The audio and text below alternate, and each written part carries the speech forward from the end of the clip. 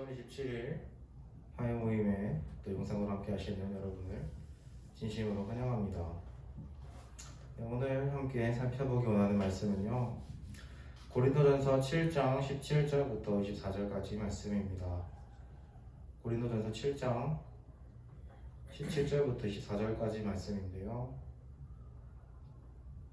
7장 17절부터 다 찾으신 줄 알고 다 같이 한번 읽어보겠습니다. 오직 주께서 각 사람에게 나눠주신 대로 하나님이 각 사람을 부르신 그대로 행하라. 내가 모든 교회에서 이와 같이 명하노라. 할례자로서 부르심을 받은 자가 있느냐? 무할례자가 되지 말며, 무할례자로 부르심을 받은 자가 있느냐? 할례를 받지 말라. 할례 받는 것도 아무것도 아니요, 할례 받지 아니하는 것도 아무것도 아니로되 오직 하나님의 계명을 지킬 따름이니라. 각 사람은 부르심을 받은 그 부르심 그대로 지내라. 내가 종으로 있을 때에 부르심을 받았느냐? 염려하지 말라. 그러나 내가 자유롭게 될 수 있거든 그것을 이용하라. 주 안에서 부르심을 받은 자는 종이라도 주께 속한 자유인이요, 또 그와 같이 자유인으로 있을 때에 부르심을 받은 자는 그리스도의 종이니라. 너희는 값으로 사신 것이니 사람들의 종이 되지 말라. 형제들아, 너희는 각각 부르심을 받은 그대로 하나님과 함께 거하라. 아멘. 우리는 종종 상황과 환경이 뭔가 변하면은 우리가 하나님께 헌신하겠다 이렇게 많이 얘기를 하는 것 같습니다. 제 상황과 환경이 나아지면 어떻게 헌금하겠습니다. 제 좀 빚이 해결이 되면 더 하나님 예배를 더 잘 지킬 수 있을 것 같습니다. 물론 그 사람들의 어떤 삶의 곤란이나 이런 상황들을 폄하하거나 이런 의도가 있는 건 아닌데요, 그런 여러 가지 상황과 환경의 어려움 속에서 오늘 이 본문이 교훈하고 조명하고 있는 것은 맨 마지막 24절입니다. 형제들아, 너희는 각각 부르심을 받은 그대로 하나님과 함께 거하라. 그것을 위해서 앞에 이 할례자로서의 부르심, 종으로서의 부르심, 자유인으로서의 부르심에 대해서 장황하게 설명을 한 것이죠. 오늘 또 예배를 하기 위해서 또 모인 저와 여러분들의 상황과 환경이 다 다를 줄로 믿습니다. 어느 하나 지금 이 코로나 시기를 지나고 있는 상황 속에서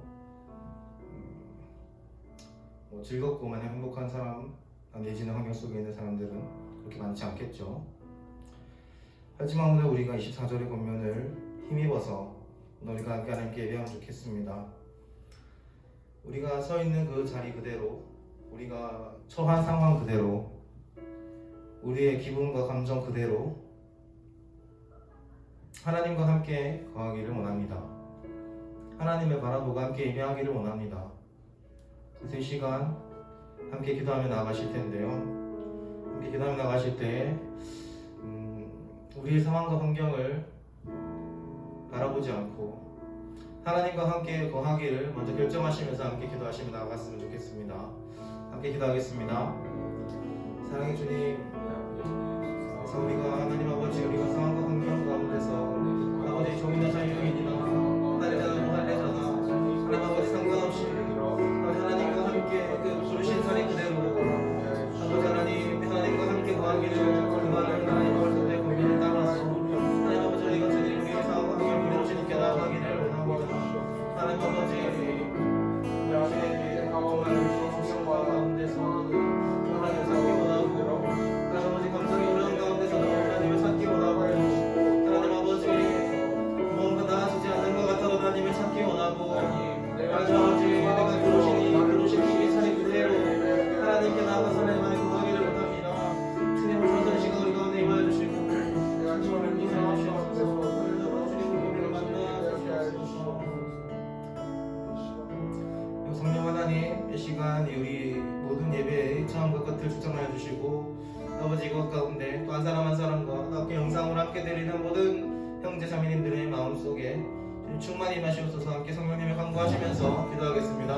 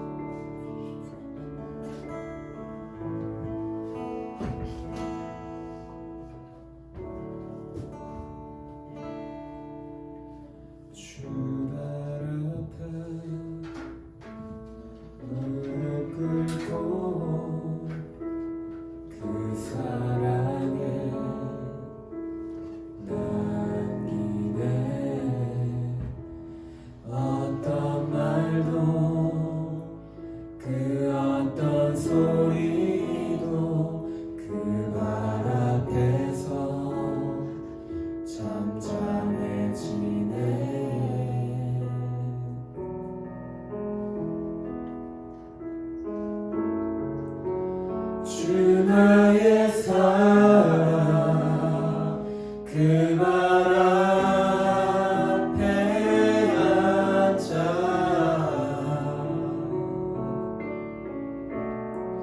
내 모든 기도는 사랑의 노래가 되네.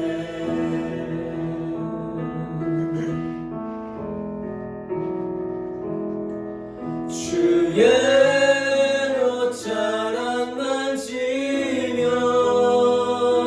주의 두 발을 씻기며 주님 그 발에 입 맞추며 나의 왕관을 놓으리. 주의 옷자락 만지며 주의 두 발을 씻기며 주님 그 발에 입 맞추며 나의 왕관을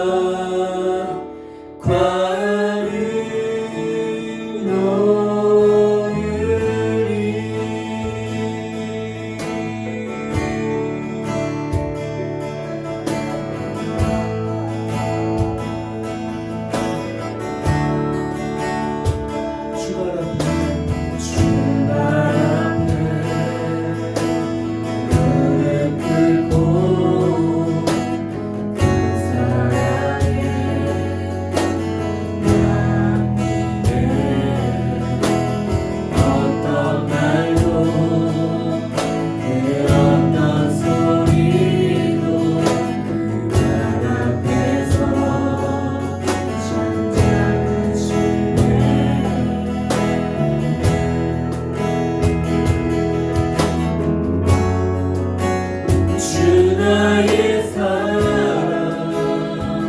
그 말 앞에 앉아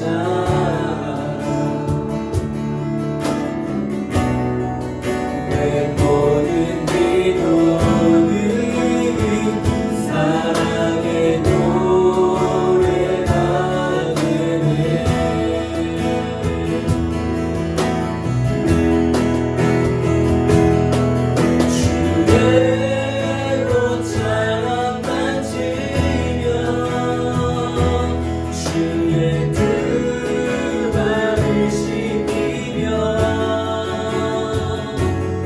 주님 그 발에 입 맞추며 나의 왕관을 놓으리. 주님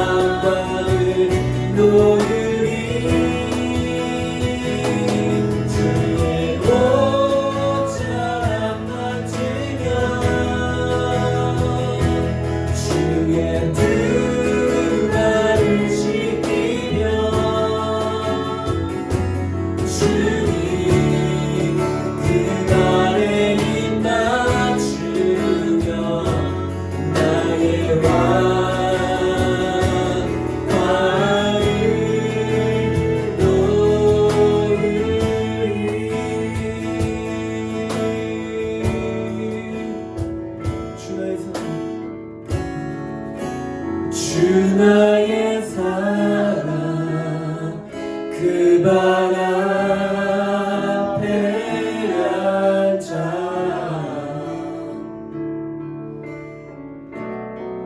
내 모든 기도는 사랑의 노래가 되네. 고백합시다.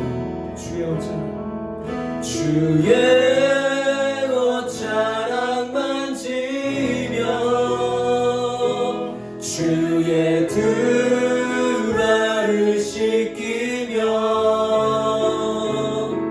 주님 그 발에 입 맞추며 나의 왕관을 놓으리 주의 옷자락 만지며 주의 두 발을 씻기며 주님 그 발에 입 맞추며 나의 왕관을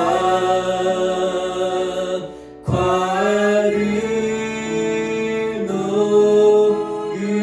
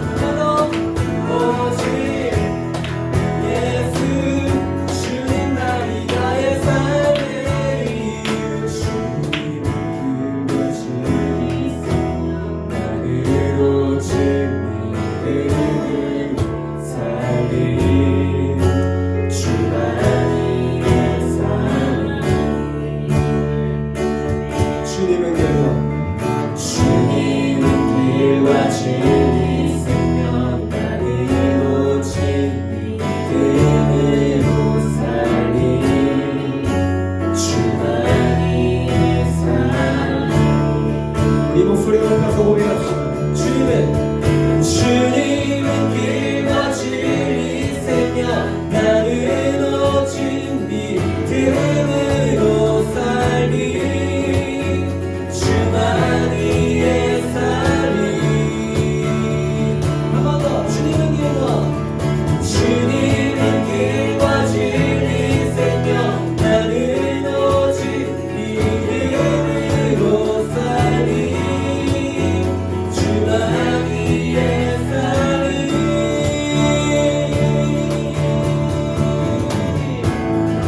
오직 예수 주님만이 나의 삶의 이유 오직 예수 주님만이 나의 삶 오직 예수 주님만이 나의 삶의 이유 오직 예수 주님만이 나의 삶의 이유 주님만이 우리의 삶의 이유가 되십니다. 우리가 주님 앞에 우리의 왕관을 내려놓습니다. 아멘.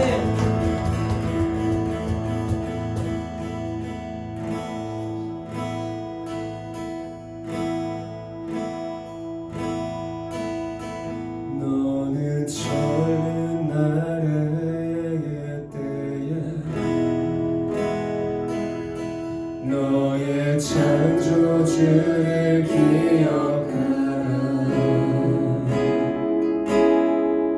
그 곤고한 날 이르기 전 아무 날 없음을 알기 전에 너는 젊은 날의 때에 너의 창조주를 기억하라.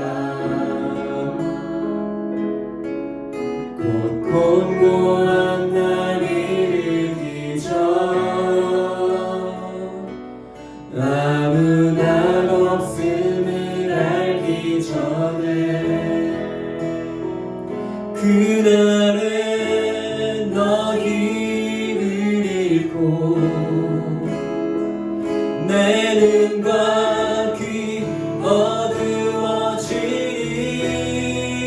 어두워지리 그은 땅으로 돌아가고 영은 주께로 돌아가리 모든 것 헛되고 헛된 것이라 모든 만물을 지으시고 모든 것 주신 주 하나님 그분만 기억하라. 그는 살아계신 하나님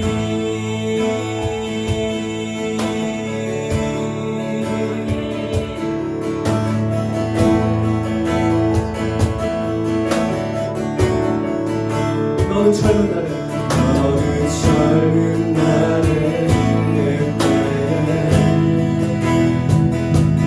너의 창조주를 기억하라.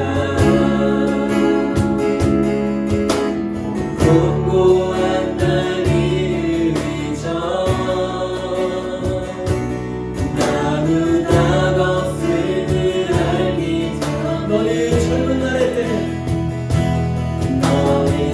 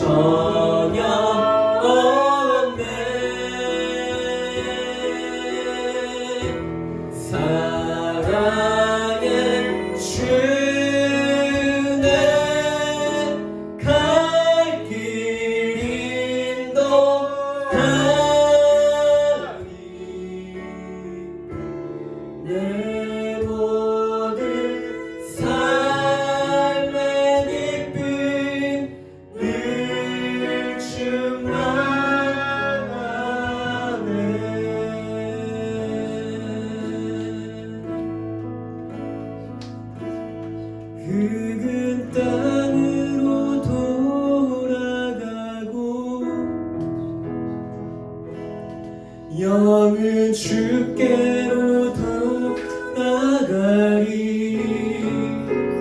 모든 것 헛되고 헛된 것이라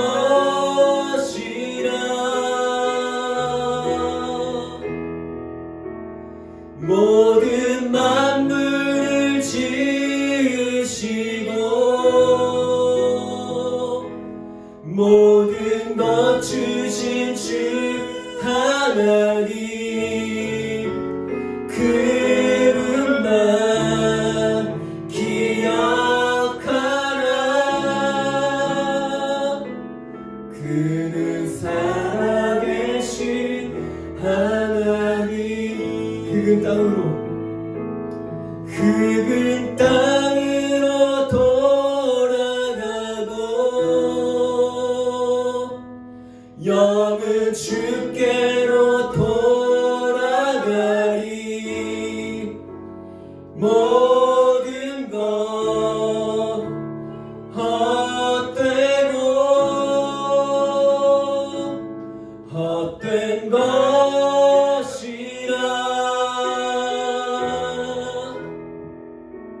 모든 만물을 지으시고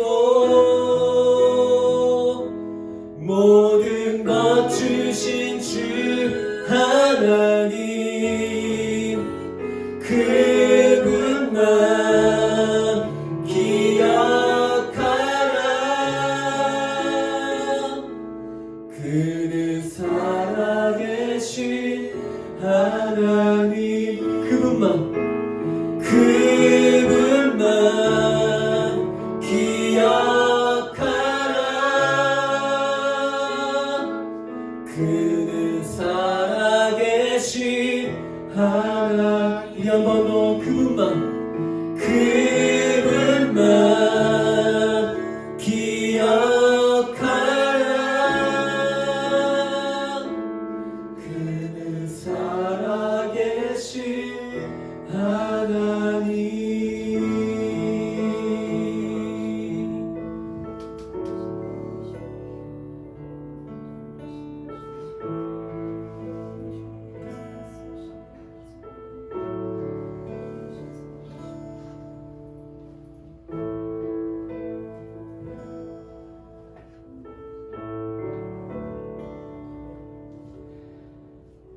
할렐루야 내 영혼아 여호와를 찬양하라 나의 생전에 여호와를 찬양하며 나의 평생에 내 하나님을 찬송하리로다 귀인들을 의지하지 말며 도울 힘이 없는 인생도 의지하지 말지니 그의 호흡이 끊어지면 흙으로 돌아가서 그날에 그의 생각이 소멸하리로다 야곱의 하나님을 자기의 도움으로 삼으며 여호와 자기 하나님에게 자기의 소망을 두는 자는 복이 있도다.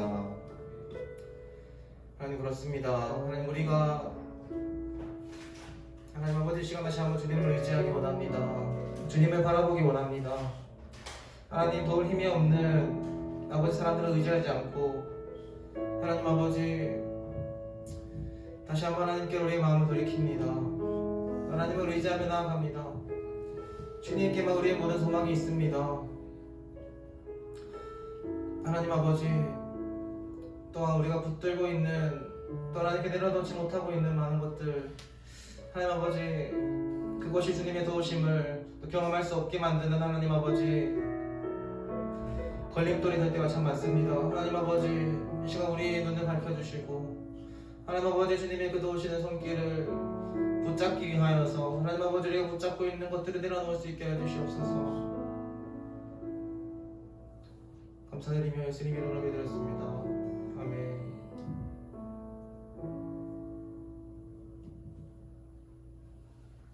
네, 오늘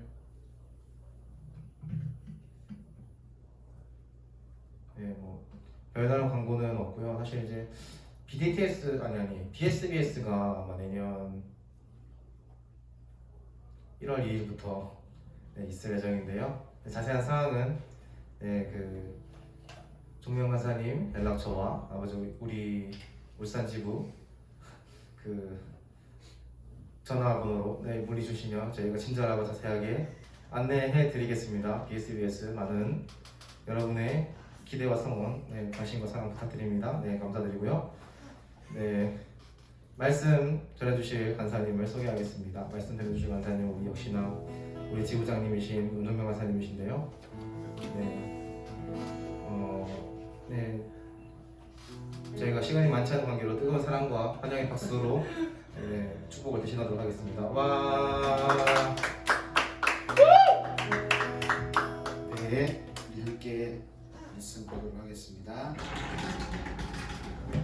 오늘 말씀은 우리 고린도전서 말씀이고요. 3장에 있는 말씀입니다. 3장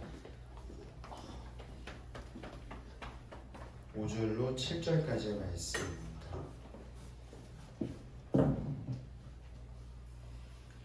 고린도전서 3장 5절로 7절까지의 말씀입니다. 우리 세 구절이니까요. 함께 읽도록 하겠습니다. 고린도전서 3장 5절로 7절까지의 말씀입니다. 시작. 그런즉 아볼로는 무엇이며 바울은 무엇이냐? 그들은 주께서 각각 주신 대로 너희로 하여금 믿게 한 사역자들이니라. 나는 심었고 아볼로는 물을 주었으되 오직 하나님께서 자라게 하셨나니 그런즉 심는 물 주는 이는 아무것도 아니로되 오직 자라게 하시는 이는 하나님 뿐이니라. 아멘. 예, 말씀에 들어가기 앞서서 조금 전 우리 예배 인도하셨던 간사님이 설명하셨던 BSBS라고 해서 이제 BDTS 그 다음 과정으로 성경을 개인적으로 공부하고 연구하는 학교인데요. 1월에 시작해서 6월 중순까지 학교가 열리게 됩니다. 저희가 말로 설명하고 있는데 이 영상 마치고 저희가 예수나 울산지부 페이스북이나 인스타그램 통해서 광고하겠지만 지금 계속 모집 중에 있거든요. 약 6개월의 과정 동안 신약 과정을 배우는 것인데요. 금요일 저녁 시간과 그리고 토요일날 오전 10시에서 오후 4시 반까지 이틀에 걸쳐서 매주마다 모이는 학교인데요. 이 학교의 과정이 제주 열방대학에도 SBS라고 해서 과정이 있습니다. 그래서 이 학교의 가장 큰 목표는 스스로 성경을 읽고 또 연구하여서 이것을 공부하고 하나님의 말씀을 함께 배우는 것이죠. 그리고 더 나아가서는 이것을 함께하는 사람들에게 또 가족들에게 또 우리 함께 공동체 분들에게 나누고 그렇게 배우기 위한 것이기 때문에 여러분이 아시고 지원해 주시면 좋겠습니다. 예, 오늘 함께 고린도서 3장 5절로 7절까지의 말씀인데요. 제목은 제가 이렇게 붙여봤습니다. 새로운 정의, 새로운 삶. 예, 정의란 말은 저스티스 이런 말이 아니라 새로운 개념 이런 뜻이 되겠죠. 그래서 어떤 새로운 개념을 갖고 있어야 새로운 삶을 살 수 있는데 오늘은 이 고린도서 3장 5절로 7절 말씀에 사역자에 대한 새로운 개념을 바울이 정의한 것을 통하여서 좀 우리에게 한번 어떻게 적용하면 좋을지 좀 생각해보는 시간 가지면 좋겠습니다. 우리 말 중에 생각이 없이 제멋대로 행동할 때 뜻하는 말로 개념 없다라고 이렇게 말할 때가 있습니다. 개념 없다. 그래서 개념이라는 단어는 철학적으로 사용하게 되면 하나의 사물을 나타내는 여러 관념 속에서 공통적이고 일반적인 요소를 추출하고 종합하여 얻은 관념을 의미합니다. 자, 이해가 안 되시죠? 저도 적으면서 분명히 이해 안 될 텐데 생각했는데 그러니까 이런 거죠. 모든 사람들이 공통적이고 일반적으로 이해하고 있는 게 개념이라는 거죠. 그래서 개념은 어떤 사물에 대한 일반적인 뜻이나 내용을 의미할 때에도 사용됩니다. 예를 들면 돈에 대한 개념, 모두가 생각하는 일반적인 개념이 있는 거죠. 또 가족에 대한 개념, 가족은 어떤 게 가족의 일반적인 개념일 수 있을까요? 가족에 엄마와 아빠가 있고 또 자녀들이 있는 거, 또 집안의 공동체로 형성하고 있는 거, 이런 개념을 뜻할 수 있겠죠. 예배에 대한 개념 등등 이런 것에 대해서 기본적이고 공통적인 의미를 정의할 때 바로 이렇게 개념이라는 단어를 사용한다는 것이죠. 여기서 의미를 우리가 보아서 알 수 있듯이 무엇에 대한 개념은 무엇에 대한 정의로 바꾸어 말할 수도 있을 것입니다. 사람들은 자기가 갖고 있는 개념 그리고 자기가 갖고 있는 어떤 생각 그 정의를 사실 쉽게 바꾸려 하지 않습니다. 이것은 2000년 전에도 그랬는데요. 이 고린도전서의 말씀의 또 배경이 되기도 하고 1, 2장에서 설명하고 있는 십자가에 대한 개념이 있는데요. 유대인들은 십자가를 하나님께 저주를 받은 자들이 짊어지는 사형 도구로 정의했습니다. 모세오경 말씀인 신명기 21장 23절 말씀에 근거하여 유대인들은 이 전통적인 개념을 받아들였던 거죠. 또 인간의 지혜와 철학 사상에 심취했었던 헬라인들은 십자가는 하나님을 알 수 없는 미련한 도구로 정의했습니다. 유대인들은 십자가를 거리낌으로 여겼고 헬라인들은 십자가를 어리석다고 보았습니다. 그리고 그들이 정의한 대로 살아가게 되었던 것이죠. 유대인들은 예수님을 십자가에 못 박게 했고 또 네로 황제부터 디오클레티안이라고 하는 황제까지 이 기독교인에 대한 10대 박해가 모두 헬라인에게서 발생되었는데요. 이게 다 십자가에 대한 개념을 어떻게 갖고 있냐에 따라서 어떤 선택이 다를 수 있다고 볼 수 있는 것이죠. 하지만 우리가 알고 있듯이 예수님이 십자가에 못 박히시고 죽으시고 다시 살아나신 이후 십자가에 대한 정의, 개념은 모든 죄인을 멸망으로부터 구원하시는 하나님의 은혜가 되었습니다. 의미가 바뀌게 되는 것이죠. 오늘날에도 이런 어떤 개념에 대해서 좀 변화들이 있는 것을 볼 수 있는데요. 코로나19 팬데믹으로 인해서 새롭게 정의하고 있는 기독교 용어가 있습니다. 그중 하나가 바로 예배라고 할 수 있는데요. 그동안 많은 기독교인들에게 예배에 대한 정의는 대략 이렇게 정의할 수 있었겠죠. 교회 예배당 안에서 성도들과 함께 하는 예배, 대면 예배, 이거를 예배라고 보는 경우가 많이 있었던 것으로 알 수 있습니다. 그러나 이 코로나19로 인해서 예배에 대한 정의는 꼭 대면하지 않아도 되는 비대면 예배라든지 혹은 가족 안에서 드리는 가정 예배라든지 이 모든 것을 포함한 삶의 예배로까지 확장되었던 것을 우리가 알 수 있습니다. 예배에 대한 확장된 정의로 인해서 자칫 교회 공동체로서의 대면 예배가 약화되는 건 아닌지 우려하는 분도 있지만 사실 예배에 대한 새로운 정의는 그동안 대면 예배로 일주일에 한 번의 예배에 익숙하고 만족했었던 명목상의 기독교인들에게 어쩌면 경종을 울리게 해주는 의미가 될 수도 있었던 것이죠. 또한 주일날 예배당에서 모여드리는 예배를 뛰어넘어 일상에서 가정과 일터에서 드리는 삶의 예배의 중요성을 강조하도록 해주었던 것이 바로 새로운 이 예배에 대한 개념, 이 정의로 인해서 발생되었다고 볼 수 있는 것이죠. 결국 새로운 정의, 새로운 개념은 누군가에게 새로운 행동을 넘어 새로운 방향을 제시해주고 있는 것을 우리가 알 수 있습니다. 오늘 본문 말씀에서도 바울은 사역자들이라고 하는 이 개념에 대해서 다시 올바로 혹은 새롭게 정의를 하고 있는 모습을 보입니다. 왜냐하면 당시 고린도 지역의 교회는 이 사역자들에 대한 잘못된 정의로 인해 교회의 분쟁의 어려움을 겪고 있었기 때문입니다. 고린도전서 1장 10절에서 17절까지에서 이것을 자세히 다루고 있는데요. 여기에서는 교회 분쟁의 근본 이유를 크게 두 가지로 설명하고 있습니다. 하나는 십자가에 대한 오해였습니다. 또 다른 하나는 십자가 복음을 증거하는 사역자들에게 대한 오해였던 것이죠. 이 두 가지 오해와 또 이 두 가지 개념에 대한 서로 다른 의견 때문에 교회가 분쟁이 있었다라고 바울은 밝히고 있는 것이죠. 특별히 고린도전서 1장 여러분 10절을 보시면요, 바울이 이렇게 이야기하거든요. 형제들아, 내가 우리 주 예수 그리스도의 이름으로 너희를 권하노니 모두가 같은 말을 하고 너희 가운데 분쟁이 없이 같은 마음과 같은 뜻으로 온전히 합하라 라고 고면하고 있는 것을 우리가 알 수 있습니다. 여러분, 여기서 같은 말, 같은 마음, 같은 뜻을 품으라고 하는 이유는 그렇게 하고 있지 않기 때문에 그런 것이죠. 다른 말을 하고 있고 다른 마음을 품고 있고 다른 뜻을 품고 있는 분열된 이 교회 상태가 바로 고린도 지역에 있는 교회의 문제였다라고 바울은 지적하고 있는 것입니다. 이러한 분열된 교회 공동체를 새롭게 하기 위해 바울이 선택한 것은 바로 개념, 정의를 바로 잡는 것이었습니다.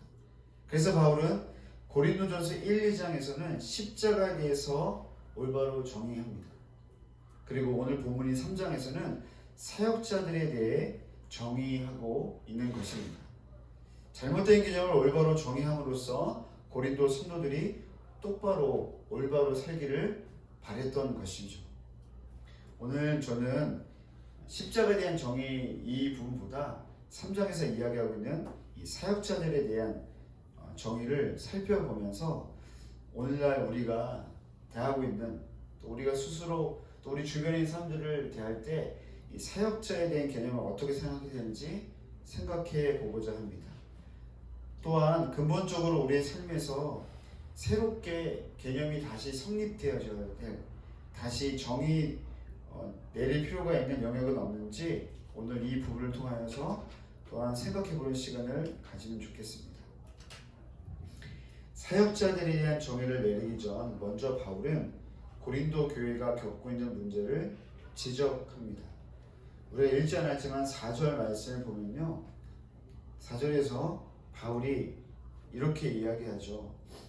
어떤 이는 말하되 나는 바울에게라 하고 다른 이는 나는 아볼로에게라 하니 너희가 육의 사람이 아니리요 라고 이야기하고 있습니다. 이것은 지적하고 있는 내용인데요, 이 말씀을 공동 번역으로 읽어보면 다음과 같습니다. 여러분이 세속적인 인간이 아니고서야 어떻게 나는 바울파다 혹 나는 아볼로파다 하거나 할 수 있겠습니까? 라고 바울이 이 고린도 교회의 사람들에게 문제를 계속 지적하고 있는 것입니다. 즉 교회 성도들 중 어떤 이들은 자신은 바울파라고 했고 또 어떤 이들은 나는 아볼로파라고 이야기했다는 것입니다. 여러분 1장 12절 말씀을 보면요, 이 부분이 좀 자세히 나와 있는데요, 1장 12절에서는 이 바울과 아볼로파 이외에도 베드로파, 게바파라고 하죠. 그리고 그리스도파라고 나와 있는데요, 특별히 바울이 여기서 그리스도파는 우리가 알고 있는 예수 그리스도를 말하는데요, 베드로를 굳이 이 3장에서 거론하지 않는 까닭은 베드로는 고린도 교회에서 사역하고 하지 않았던 대상이기 때문에 바울과 또 아볼로 이 두 파만 이야기하면서, 왜냐하면 교회 분쟁의 근본 원인을 제공한 이 파가 이 두 파였던 것을 이야기하고 있는 것처럼 보입니다. 여러분, 그렇다면 사역자였던 바울과 아볼로는 누구였을까요? 특별히 이 고린도전서 말씀에서는 바울과 아볼로에 대해서 우리가 알고 있는 어떤 정보를 제공하고 있지 않지만, 여러분 먼저 바울을 좀 살펴보면 6절에서 어떻게 표현하면 나는 심었다라고 얘기합니다. 나는 심었다. 바울이 심었다라고 얘기하고 있죠. 사도행전 18장 1절 말씀을 보면 바울이 아덴을 떠나 고린도에 이르렀다고 기록되어 있습니다. 바울은 2차 전도행 중에 고린도를 방문했습니다. 여기에서 그는 믿음의 동역자 브리스길라 아굴라 부부를 만나게 되죠. 그들과 함께 같은 직업이었던 천막을 만들면서 안식일에는 회당에 들어갔고 거기에서 유대인과 헬라인에게 주의 말씀을 강론하였습니다. 그렇게 그는 고린도에서 1년 6개월 머물며 하나님의 말씀을 가르쳤습니다. 그 자신을 심었다고 표현하는 까닭은 바울 그 자신이 고린도 교회에 복음의 씨앗을 처음으로 심은 사람이기 때문에 이렇게 표현했던 것이죠. 오늘날로 말하자면 교회의 개척자가 바로 바울이라는 것입니다. 여러분, 그럼 아볼로는 누구였을까요? 동일하게 사도행전 18장에 이제 바울을 소개하고 이후에 24절에 아볼로를 다음과 같이 소개합니다. 알렉산드리아에서 난 아볼로라 하는 유대인이 에베소에 이르니 이 사람은 언변이 좋고 성경에 능통한 자라라고 기록되어 있습니다. 아볼로는 말을 잘하는 사람이었습니다. 무엇보다 구약 성서에 정통한 사람이었습니다. 25절에서는 아볼로가 예수 그리스도의 가르침을 배워 잘 알고 있었고 열정적으로 전도도 했다고 말씀하고 있는데요. 한 가지 약점이 있었다고 하면 요한의 세례밖에 알지 못했다고 이야기하죠. 그래서 뒤에 누구를 만나게 됩니까? 이제 브리슬라와 아굴라 부부를 만나게 되죠. 아볼로가 회당에서 복음을 전하고 있는데 그것을 들은 이 부부가 아볼로를 만나게 되고 그를 자신 집으로 데려가서 주님의 도를 더 정확하게 풀어주는 일들이 있게 된 것입니다. 이후 아볼로는 어디를 가게 됩니까? 아가야 지역으로 고린도 지역을 포함하고 있는 그 어떤 아가야 큰 지역을 가고 싶었고 그래서 복음을 전하고 싶어 했습니다. 그래서 그곳에 가게 됐고 많은 사람들에게 은혜를 끼치게 됩니다. 여러분, 고린도 지역에 아볼로가 전한 복음이 효과적이었던 이유는 그가 사도행전 18장에서 설명하고 있는 것처럼 복음에 대해서 열정적이었고 그리고 아는 것이 많았다라고 할 수 있겠지만 특별히 말을 잘하는 그의 성향과 고린도 지역이 좀 맞았기 때문으로 우리가 추정해 볼 수 있습니다. 당시 고린도 지역은 순회 여행하는 철학자들, 즉 소피스트들이 있었습니다. 이들은 공공장소에서 논쟁을 즐겼고 진실한 내용을 서로 나누기보다도 말을 잘하고 또 유창하게 말함으로써 논쟁에서 이기는 것을 더욱 중요시 여겼던 자들이었습니다. 때문에 그 지역 안에서는 자신의 지혜를 가지고 그 지혜를 전함으로 말미암아 돈을 받고 부를 축적하는 사람들까지 발생했습니다. 또한 이들 중에서 어떤 이들은 자신의 이름이나 자신의 어떤 학파로 이름이 붙여진 제자들도 있을 정도로 자칫 말 잘하는 지혜자들이 고린도 지역에는 많이 있었던 것으로 보입니다. 때문에 언변에 능통한 아볼로가 고린도 지역의 사람들에게 매력적으로 보였던 것입니다. 바울 또한 이 점을 잘 알고 있었고 고린도전서 1장 5절에서 이 고린도 교회 성도들을 향해 너희들의 언변이 풍족하다라고 표현하고 있는 것입니다. 그래서 바울은 아볼로를 향해 그는 물을 주었다라고 표현한 것이죠. 물을 줬다는 건 뭐냐면 자라게 하는 거잖아요. 뭔가 영양분을 주는 것처럼. 결국 바울이 자기 자신과 아볼로의 이름을 거론하며 설명하고자 한 것은 무엇일까요? 그들이 고린도 교회에 끼친 어떤 공로를 말하고 싶었을까요? 그 교회의 성도들에게 바울과 아볼로 둘에게 이 공로가 있으니까 우리의 공로를 좀 인정해 달라고 그렇게 말하고 있는 것일까요? 아니죠. 그것이 아니었습니다. 바울은 오히려 자기 자신과 아볼로의 이름을 부르며 교회를 어지럽히고 있는 이 성도들을 향해 사역자에 대한 올바른 정의를 새롭게 내리기 원했던 것입니다. 여러분, 바울이 말한 사역자에 대한 정의가 5절부터 소개되고 있는데요. 5절에 보면 이런 표현이 있습니다. 주께서 각각 주신 대로라는 표현이 있습니다. 이 부분을 한번 나눠서 보고 싶은데요. 먼저 주께서 주신이라는 표현입니다. 여러분, 주께서 주신이라는 표현에서 알 수 있는 것은 무엇일까요? 바울은 사역의 주체가 주님께 있다라고 고백하고 있는 것입니다. 그리고 주님께서는 주님이 일을 주셨는데 어떻게 말씀하고 있습니까? 각각 주셨다고 말씀하고 있는 거죠. 근데 먼저 주께서 주셨다 이 표현에서 이 주신이라고 해당하는 이 헬러가 있는데요. 이 주신에 해당하는 헬러는 디도미라고 합니다. 디도미. 이 디도미라는 단어는 살펴보니까 산스크리티어라고 해가지고요. 여기서 유래된 단어인데 산스크리티어 다다미에서 유래된 단어입니다.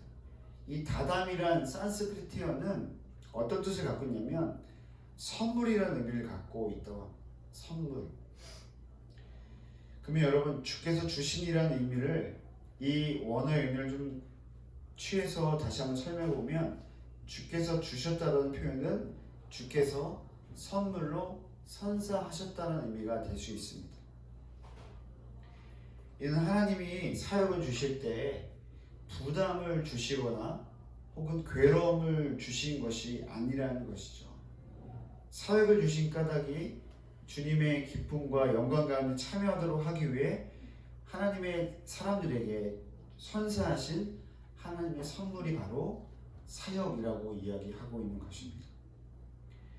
어쩌면 바울은 이 기쁨의 선물 때문에 이 기쁨을 전하고 싶은 이 마음 때문에 고린도라는 지역에서 1년 6개월 동안 머물렀는지 모르겠습니다. 그냥 머물지 않고 그가 일을 하면서 장막 만드는 일을 하면서 안식일 때마다 복음을 전할 수 있었던 까닭은 이 기쁨의 선물 때문이 아니었을까? 분명히 우리가 생각해 볼 수 있는 대목인 것이죠. 여러분 아볼로도 그러지 않겠습니까? 아볼로가 에베소라는 지역에 있었는데 아가야라고 하는 그 지역으로 다른 어떻게 보면 대륙이죠. 넘어가는 수 있었던 까닭은 복음을 전할 수 있었던 까닭도 바로 이 다담이라고 하는 말에서 알 수 있는 선물 때문이 아니었을까라고 우리가 생각해 볼 수 있는 것입니다. 바울과 아볼로 이 두 사람 모두 이 선물을 받았던 자로 고린도 지역의 유대인과 헬라인들에게 선물을 나누기 원했던 것입니다. 공동 번역에서는 이 주께서 주시는 이 표현을 주님께서 맡겨주셨다라고 번역하고 있는데요. 하나님께서 맡겨주신 선물이라는 것입니다. 하나님이 갖고 계신데 하나님의 사람들에게 맡겨주신 선물, 이것이 바로 사역이라고 바울은 정의하고 있는 것입니다. 고린도 지역이 어떤 지역이었습니까? 아까 설명에서 말씀드렸듯이 고린도 지역에는 자기의 지혜로 돈을 벌고 명예를 얻으려 하는 사람들이 있었습니다. 그들은 자신의 제자들까지 만들려 했을 정도로 사람들을 자신에게 속하려 하는데 혈안이 되어 있었습니다. 그런 점에서 볼 때 바울이 사역자를 정의할 때 주께서 각각 주신 일을 하는 사람이라고 말하는 건 사역의 주체가 사람이 아니라 주님임을 강조하고 있는 것입니다.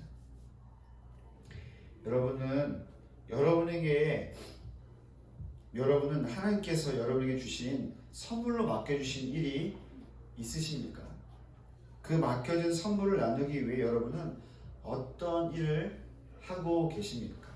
어떤 수고를 하고 계신지 우리가 오늘 이 정의를 통해서 생각해 볼 수 있을 것 같습니다. 또한 바울은 이 선물을 사역자들에게 어떻게 주셨다고 말하고 있냐면 각각 주셨다라고 표현하고 있습니다. 여러분 이 각각에 해당하는 헬라어가 뜻하는 의미는 뭐냐면 우리가 알고 있는 것처럼 각기, 영어로 each라는 단어죠. each. 근데 이 각각이라고 말하면 사람들이 어떻게 이해하냐면 그냥 개인적으로 이런 의미를 생각할 수 있는데요. 이 원어가 의미하는 것은 이것보다 더 큰 의미로 각각 모든 사람을 의미하고 있습니다. 무슨 말일까요? 이 의미가 주님께서는 모든 각각의 사람들에게 하나님의 선물을 주셨다는 것이죠. 모든 믿는 자들에게 하나님의 선물인 사역을 맡겨주셨다고 의미하는 것입니다. 사역자에 대한 바울의 정의에 의하면 각각의 모든 개인들이 사역자라는 것입니다. 바울같이 말보다는 글을 잘 쓰는 사람, 편지를 잘 쓰는 사람, 또 아볼로와 같이 말을 잘하는 언변에 능통한 사람, 이런 사람뿐만 아니라 주님께로부터 선물을 받은 모든 믿는 자들, 주께서 부르신 모든 사람들이 다 사역자라는 의미가 된다는 것입니다. 오늘날로 본다면 목회자, 목사님 혹은 선교단체 간사들과 같은 전문인 사역자들만 사역자가 아니라는 거죠. 모든 믿는 자들이 사역자가 될 수 있는데요. 왜냐하면 모든 믿는 자들은 주님께서 주신 선물을 갖고 있기 때문에 그렇습니다. 이 말은 여러분 이렇게도 해석이 될 수 있겠죠. 제 아무리 목회자나 선교단체 간사와 같은 사역자의 호칭을 갖고 있다 한들 주님께서 부르시지 않았다면 또 주님의 선물을 갖고 있지 않는다면 사역자라고 말할 수 없는 것입니다.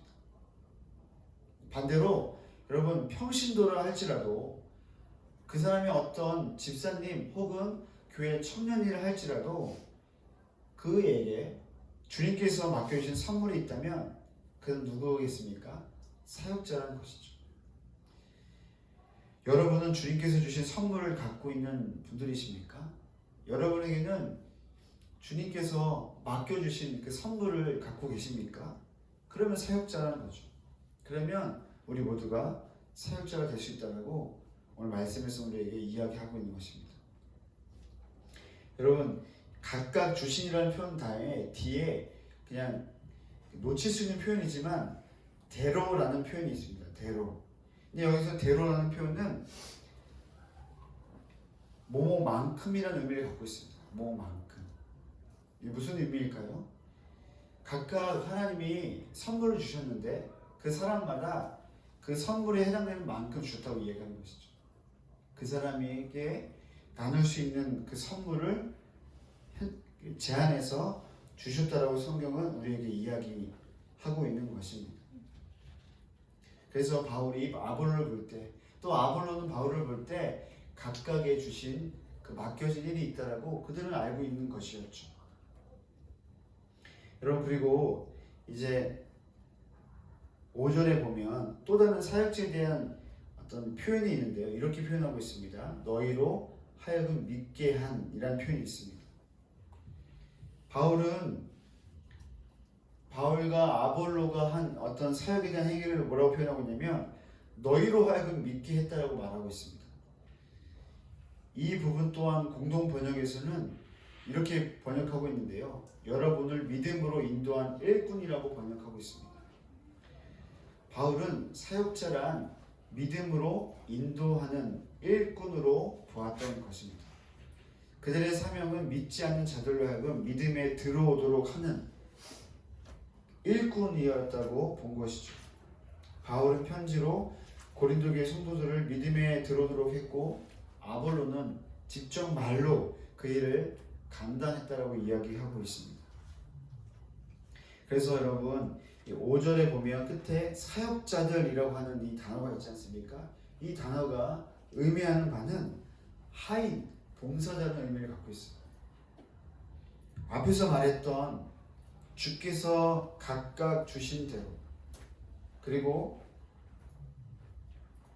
믿게 하는 사람들, 이 사람들 사역자들인데 결론적으로 무엇입니까? 이들은 주님의 하인이고 봉사자들이라고 이야기하고 있습니다. 특별히 하인과 봉사자라는 뜻을 갖고 있는 이 사역자들을 뜻하는 헬라어 디아코노이, 이 원형인 디아코노스는 식탁 봉사를 할 때 뜻하는 말이었대요. 식탁 봉사. 근데 이 복음 사역의 일을 하는 또 맡은 자들을 뜻할 때 이 말이 사용되어지는데요. 바울이나 아볼로나 같은 입장에서 보면 그냥 하나님의 일꾼에 불과했다라고 강조하는 거죠.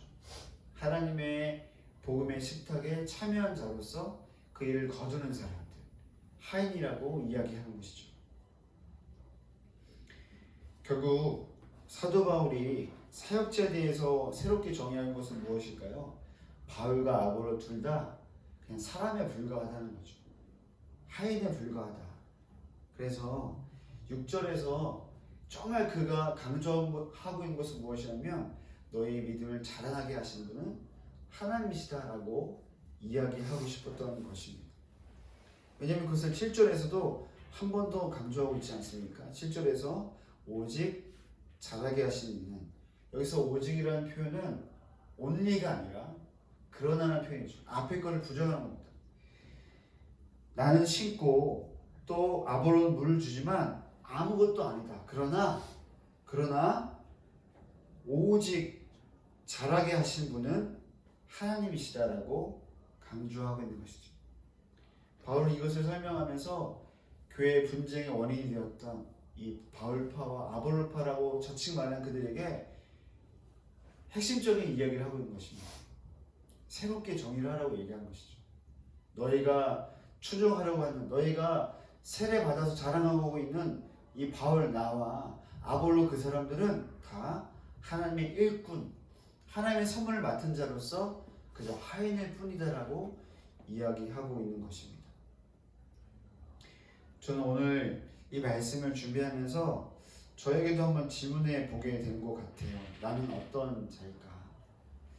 사실 지난주 이 고린도전서 말씀을 어떤 세미나를 통해서 강의를 듣게 되면서 제 안에 가장 충격적인 표현이 어떤 표현이었냐면 바로 6절에 있는 하나님께서 자라나게 하신다는 이 표현이었던 것 같아요. 저는 제가 착각했던 것 같습니다. 나도 누군가를 믿음을 자라나게 하는 자로 사용되고 있지는 않는가라고 생각했던 거죠. 물론 제가 도움을 줄 수는 있겠죠. 근데 바울이 지금 이야기하는 것은 무엇이냐면 모든 사역자들이 그렇게 할 수 없다는 것이 아니라 각각의 역할이 있다고 말하는 거죠. 어떤 사람은 말로, 어떤 사람은 글로, 어떤 사람은 어떤 행위로 누군가에게 믿음에 이르도록 하는 일꾼에 불과하다고 이야기하고 있습니다. 왜냐하면 사람이 사람을 의지하기 시작할 때 믿음에 이르기보다 교회를 불안케 하고 사람들을 힘들게 했다라고 바울은 보고 있던 것입니다. 여러분이 생각하는 사역자에 대한 정의는 어떤 개념일까요? 여러분, 이 단순한 개념이 이 교회 공동체는 굉장히 중요한 의미였던 것입니다. 이 개념에 따라서 그들의 믿음이 달라졌고 그들의 삶의 방향이 달라졌다는 것이죠. 바울은 이 지점을 고린도 교회 성도들에게 이야기하고 싶었던 것입니다. 십자가에 대한 개념뿐만 아니라 사역자들의 개념에 대한 것이죠. 여러분, 만약 여러분이 누군가한테 여러분을 소개한다고 할 때 여러분 뭐라고 소개하시겠습니까? 자기 이름을 소개할 수 있겠고 혹은 내가 하고 있는 사역에 대해서 소개할 수 있겠지만 저는 오늘 이 말씀을 통하여서 주님께서 우리에게 말씀하신 그 내용을 좀 기억하면 좋을 것 같습니다. 5절에 나와 있는 주께서 각각 주신 것, 선물로 주신 것, 그리고 그렇게 주실 때 왜 주셨냐면 우리로 하여금 다른 믿지 않은 사람들이 믿음을 가질 수 있도록 도움을 주도록 한 존재, 그 사역자들, 하인, 봉사자들이 바로 우리 자신이라고 이야기하고 있는 것입니다. 저 여러분이 그렇게 살면 좋겠습니다. 주님의 말씀, 주의 말씀을 나눌 수도 있고 그리고 누군가한테 도전을 줄 수도 있지만 우리가 분명한 사실을 잊지 않았으면 좋겠다는 거죠. 뭐냐면 자라나게 하신 분은 주님이시다. 자라난다는 표현을 오늘 자세히 살펴보지 않겠지만 자라난다는 표현은 어떤 표현이냐면요, 성장하게 한다는 것입니다. 풍성하게 한다는 표현이 이 표현에서 확장된 표현인 것이죠. 여러분, 성장하게 하고 풍성하게 하신 분은 주님이시라는 거예요.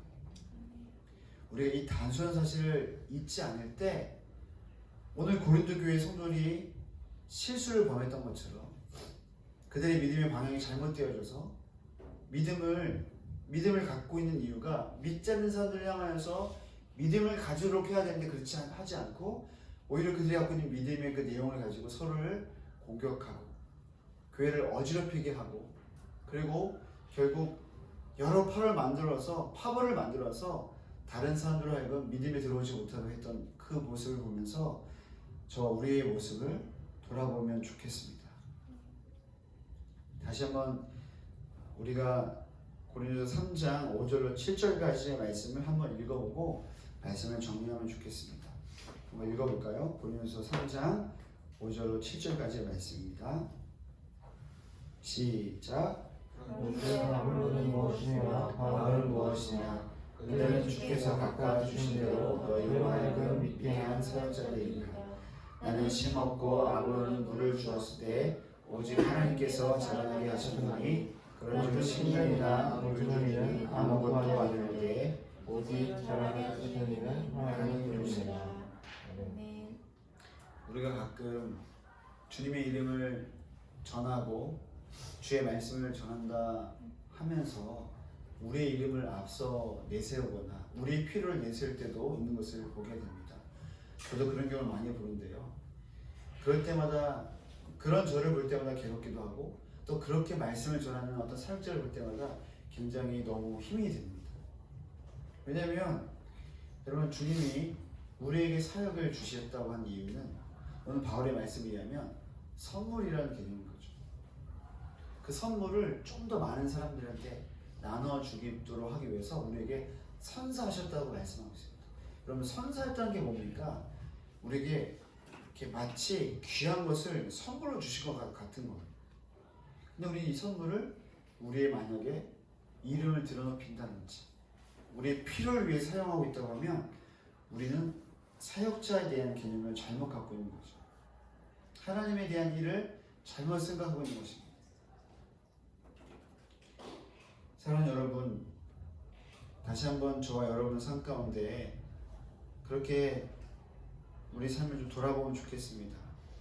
우리는 하나님의 일을 어떻게 바라보고 있는지, 또 하나님 우리에게 맡겨주신 그 선물, 그것은 무엇인지, 또 그 선물을 위해서 우리는 어떤 수고와 어떤 반대 정신의 그 싸움을 하고 있는지.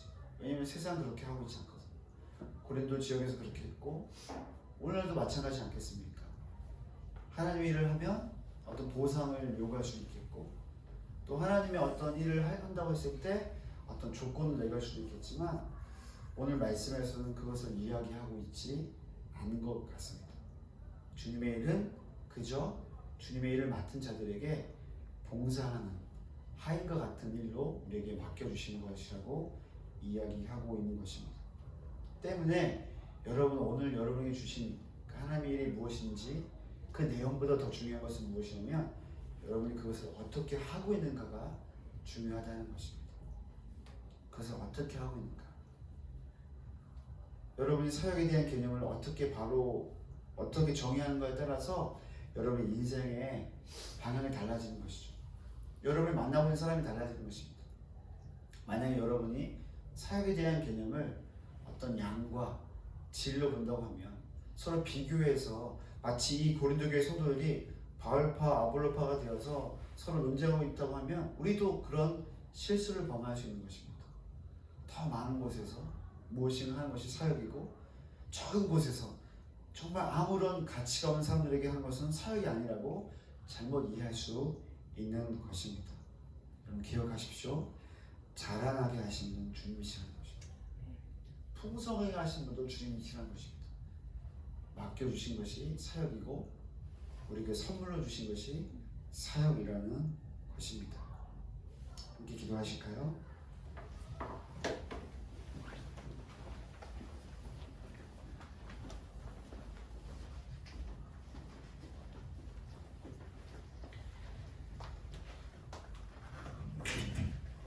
오늘 말씀에서 함께 이야기하지 않았지만 바울과 아볼로와의 관계는 어땠을까?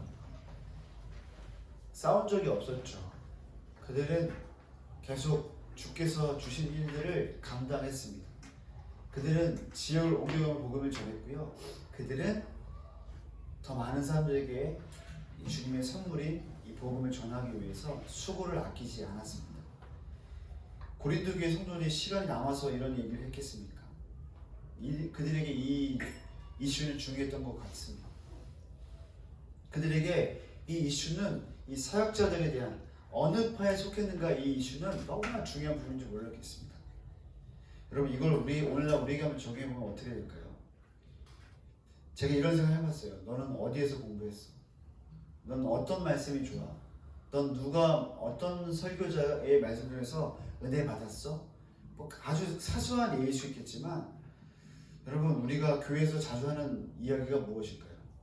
우리가 은혜 받은 거, 누구한테 은혜 받은 거, 또 어디에서 공부했던 거.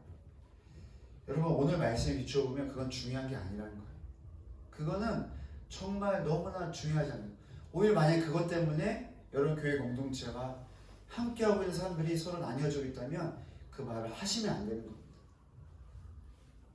지금 바울이 도전한 건 무엇입니까? 자라나게 하시는 하나님을 바라보고 오히려 그 믿음인 그 선물을 가지고 또 다른 누군가에게 복음을 전하도록 도전하고 있는 것입니다.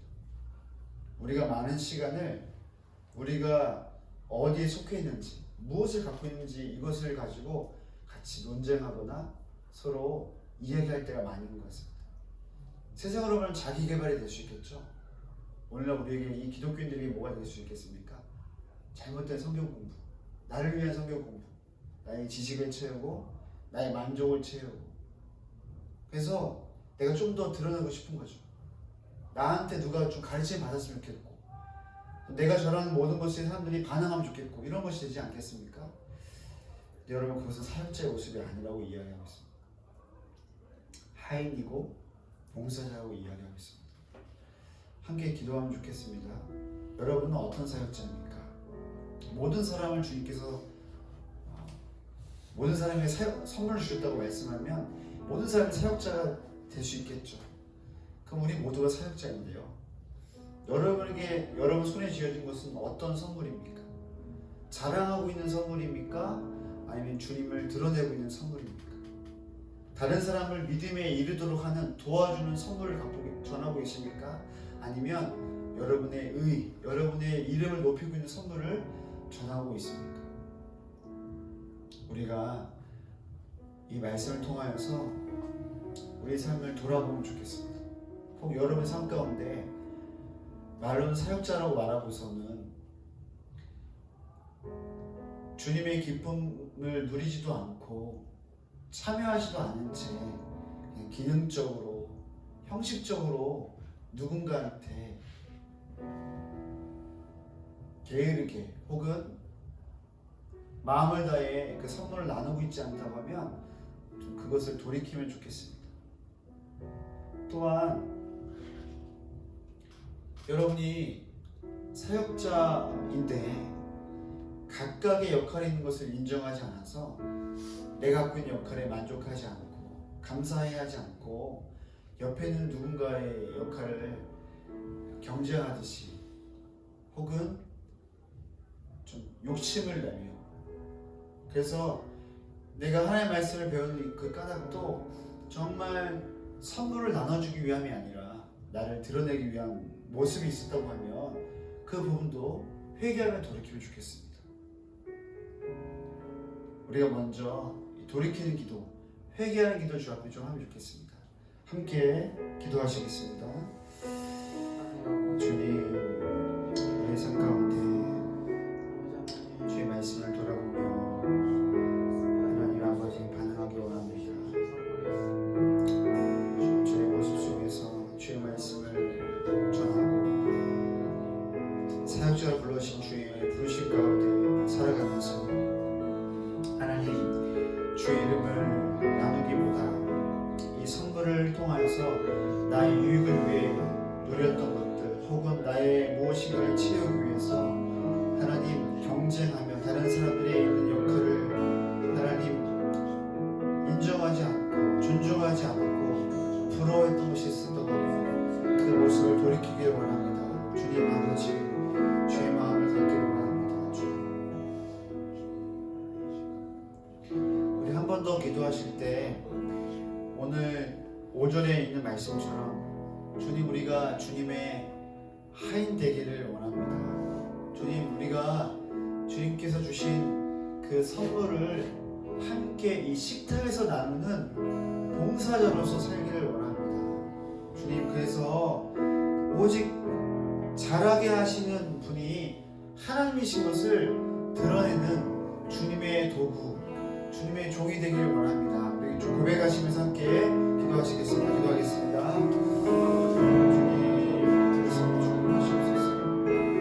좀 하시옵소서.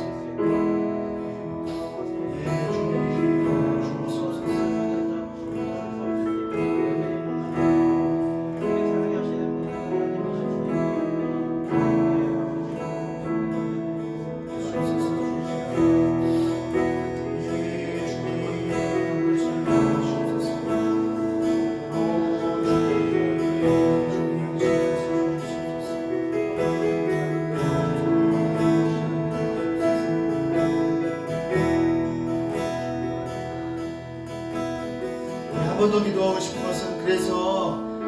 고린도 지역의 사람들이, 성도들이 그 지역에 있었던 사상과 어떤 신념의 영향을 받아서 사역자에 대해서 잘못 생각해서 잘못된 삶을 살았던 것을 보면서 우리의 삶 가운데서도 오늘날 우리에게 잘못된 개념으로 말미암아, 잘못된 어떤 생각과 신념으로 말미암아 우리의 삶 가운데 영향을 받고 있는 것이 있다고 하면 우리 그것을 예수님의 이름으로 좀 끊으면서 기도하면 좋겠습니다. 그것이 무엇인지 여러분이 한번 기도하시면서 주님, 나의 삶 가운데 오늘 이 세상에서 영향받고 있는 어떤 개념, 생각 가운데 그것으로 인해서 우리의 삶이 잘못되고 있다고 하면 주님 그것을 끊습니다 고백하시면서 우리 기도하며 주 앞에 나가시면서 기도하겠습니다.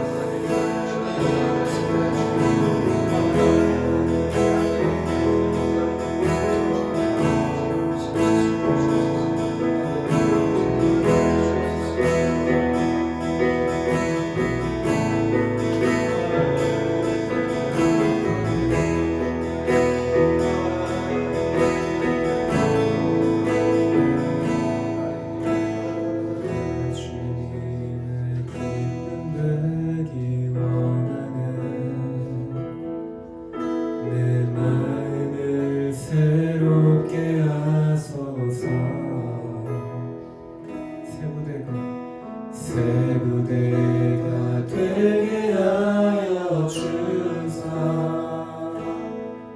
주님의 빛 비추게 하소서. 겸손히 내 마음 드립니다. 겸손히 내 마음 드립니다. 나의 모든 것 받으소서. 나의 모든 것 받으소서. 나의 마음 깨끗게 씻어 주사 주의 길로 행하게 하소서. 주의 길로 행하게 하소서. 내가 원하는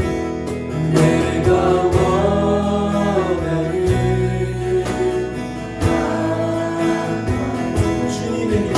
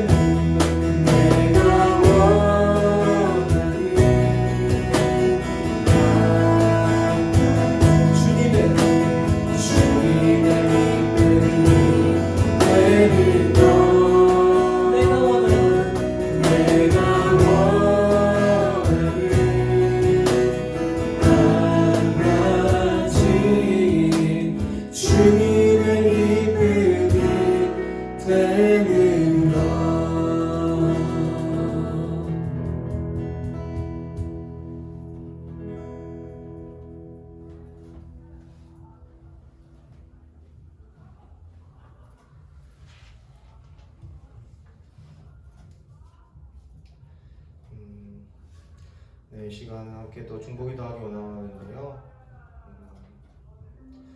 중보기도 하기 원하는 영역은 우리 종교계입니다.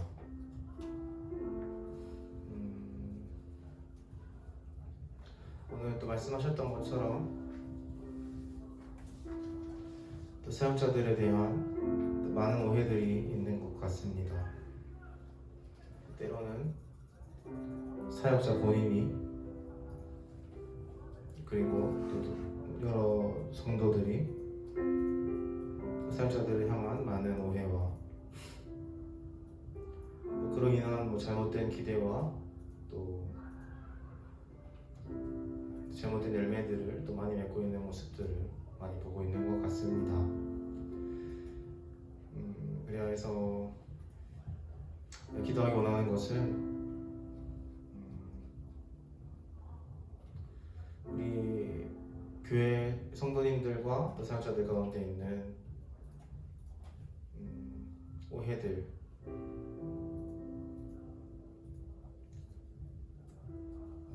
잘하게 하시는 분은 오직 하나님이심을 인정하는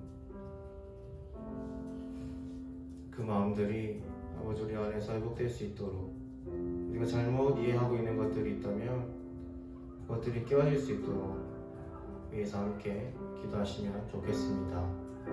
그래서 이것을 놓고 우리가 다 같이 함께 기도하겠습니다.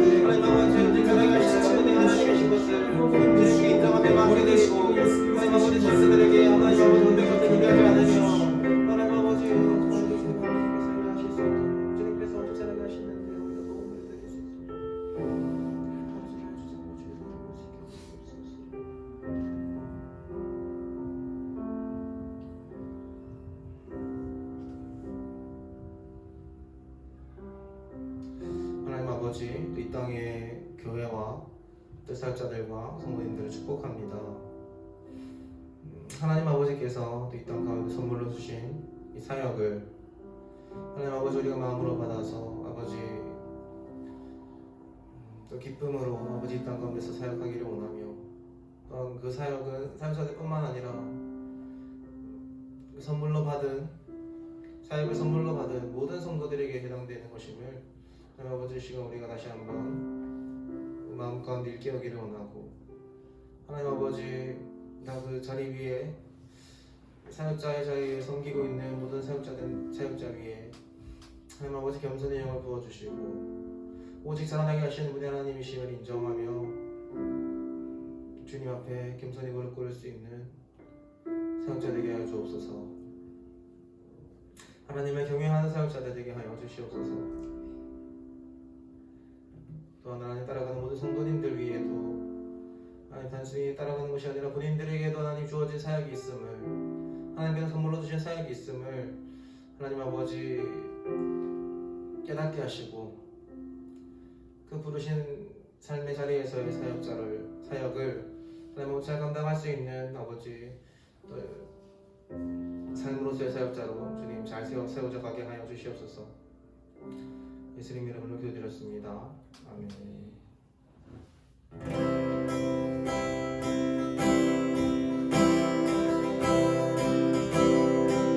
온 땅과 만민들아 주의 음성 듣고 모든 떠나라.